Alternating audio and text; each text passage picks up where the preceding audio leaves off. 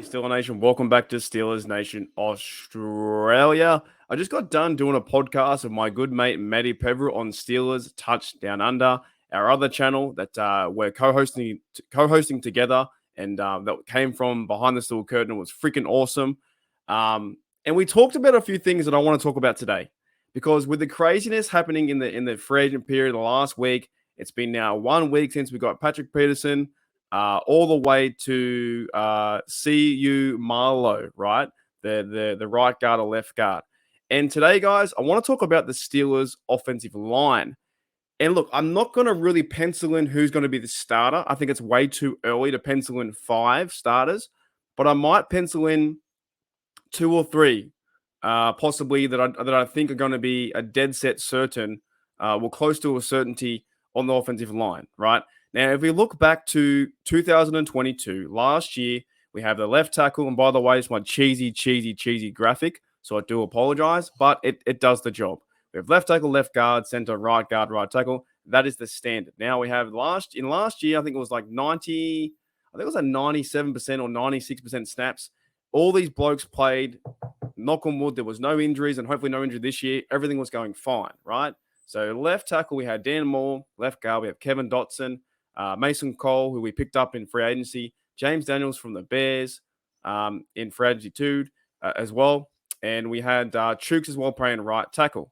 Now, I did say a few months ago or 2 months ago, I thought the Steelers would have the exact same line in 2023. But with the recent additions with Herbig and I always pronounce his, this can take me a while to say it. CU Marlowe, right? So Isaac, so Herbig and Isaac, right? There could be a difference here. There could be a difference in 2023. You don't just go and sign a player who made the Super Bowl with the Eagles, a 3-year deal, and not put him on the starting line. So that's mine from 2022, right? But I want to bring up some points that we might see in 2023, a difference of occurrence, right? Now, according to ourlads.com, if you guys don't use that, I use it for my depth chart. So you type in Our Lads depth chart NFL, you'll get a pretty good up-to-date depth chart of the NFL or of your team. Now, we do have here, this is like based on 21st of the 3rd, 2023. Got Dan Moore left tackle, CU Marlowe left guard. So apparently he's taking over Kevin Dotson's job. Mason Cole at center, right? Right guard James Daniel and Chooks Okorafor at right tackle. And of course, Nate Herbig backing up guard there, and Kevin Dotson backing up too. Now, I'm not really going to talk about Ryan McCollum, nor am I talking about, I always say Kendrick Green as well. I'm not really factoring him into the position too much. There's also Kendrick Green, 53, and William Dunkel. I haven't included them in this list. I'm really more or less focusing on starters, right? But this is very, very interesting to me, because you go and sign a guy to a 3-year deal. There's Isaac Ciumarlo, right?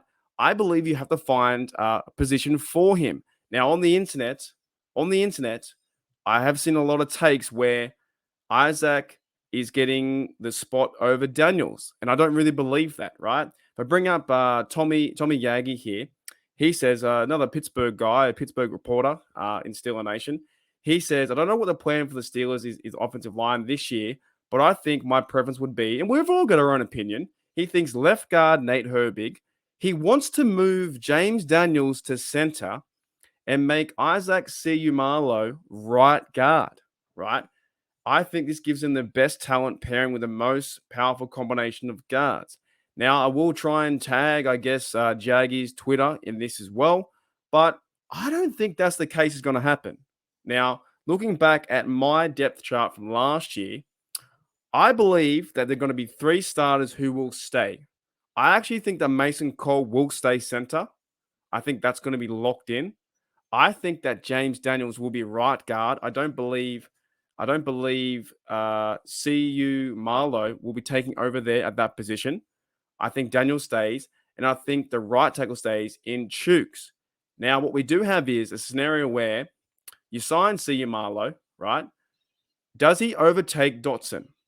And here's the thing. Dotson only has 1 year left on his contract, which is next year. Then he goes on to be a free agent.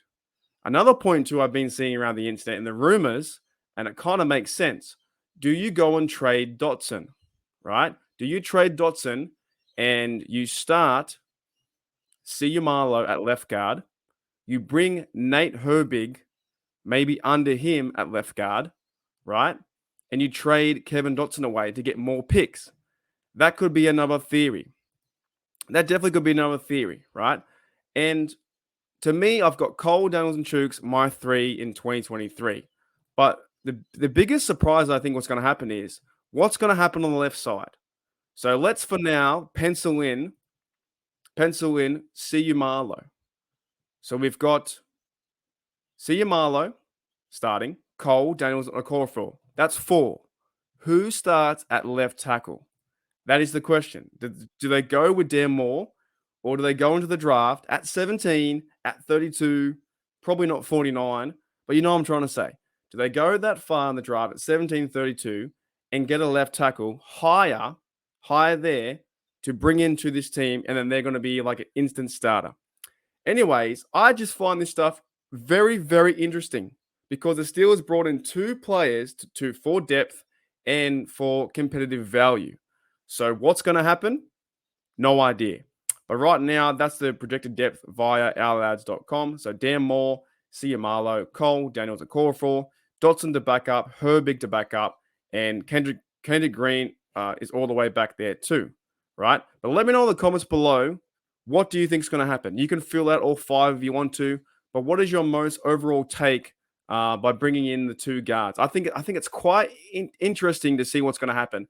I do believe that Marlowe will play left guard. I do believe James Daniels stays there. And I think Cole and Okorafor will stay there too.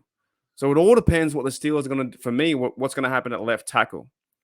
Anyways, like I said, this stuff could change tomorrow. This stuff could change in the draft. This stuff could change if an injury happens. This stuff could change in training camp or, those things happening like the preseason games.